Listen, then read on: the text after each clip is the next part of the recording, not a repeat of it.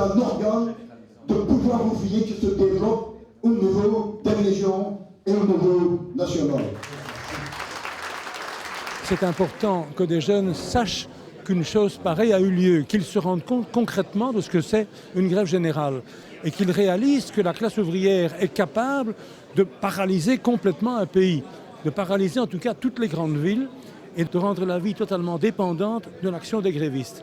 Si une grève a lieu, je pense que les jeunes seront directement dans l'action avec une conscience peut-être plus précise des raisons qu'il y a de se battre que nous n'en avions en 60. Mais donc maintenant, ce sont des questions beaucoup plus globales, une menace globale sur l'humanité qui fait qu'on va pouvoir entrer en lutte à un moment donné. Parce qu'aujourd'hui, on nous annonce en Belgique, quand le gouvernement sera formé, un plan d'austérité de 25 milliards d'euros. Il faut savoir que la loi unique, c'était 5 milliards de francs belges. 25 milliards d'euros, ça correspond à 1000 milliards de francs belges, c'est-à-dire 200 fois plus. Bien sûr, le pouvoir d'achat a un peu changé, de 1 à 10, mais l'austérité que nous allons avoir, ça va être 20 lois uniques. Et donc, il va y avoir des batailles devant nous. C'est important de renouer les fils avec les leçons du passé pour ne pas repartir démunis dans la bataille. De staking 60-61 is in feite nog altijd even actueel. Vandaag zitten wij ook geconfronteerd met een regering die probeert de arbeidersklasse in meer en meer maten zaken af te nemen. Men begint het stakingsrecht in twijfel te trekken. Men vindt dat de pensioenen onbetaalbaar worden. Maar niet tegenstaande dat, zegt men nog altijd dat het groot kapitaal niet moet betalen voor datgene wat zij verdienen. Als je met de arbeiders nu praat over de staking 60-61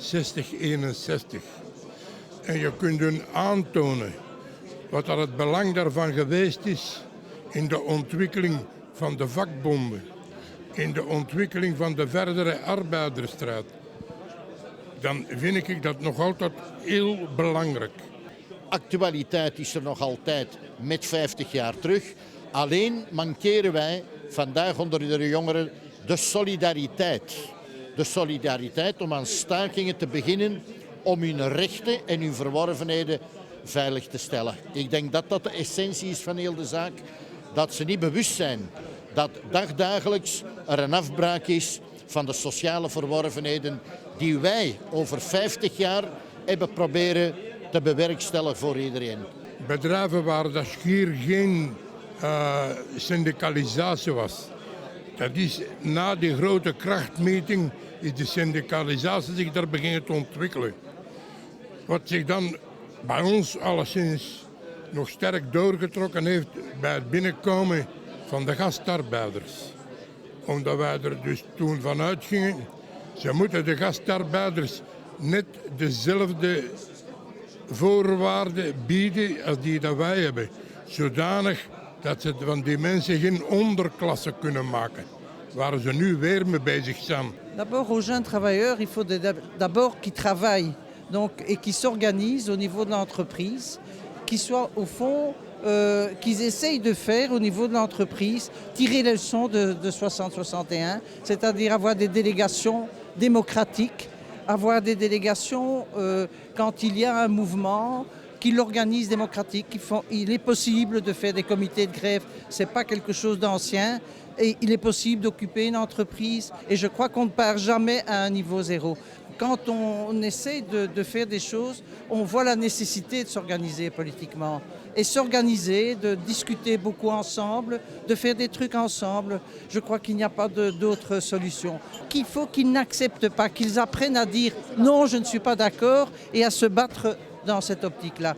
Il ne faut jamais accepter les choses telles qu'elles sont. J'ai remis à des camarades du NPA en France une vidéo sur la grève de 60-61 en espérant qu'ils se rendront compte de ce que pratiquement est nécessaire pour gérer une grève générale, pour animer une grève générale. Si la grève a duré aussi longtemps en Belgique pendant la période de 60-61, c'est parce qu'il y a eu une aide minimum qui a été apportée aux gens, sous forme d'indemnité de grève, de nourriture, de collecte de nourriture et d'organisations différentes de la société pour que la grève puisse continuer. Nous avons essayé, dans certains endroits, là où ça a été possible, d'organiser la grève en mettant sur pied des comités de grève, par exemple, mais la chose n'a pas été possible partout. Pourquoi? Parce qu'il y avait un niveau de conscience dans la classe ouvrière qui n'était pas homogène, ça n'était pas équivalent d'une région à l'autre.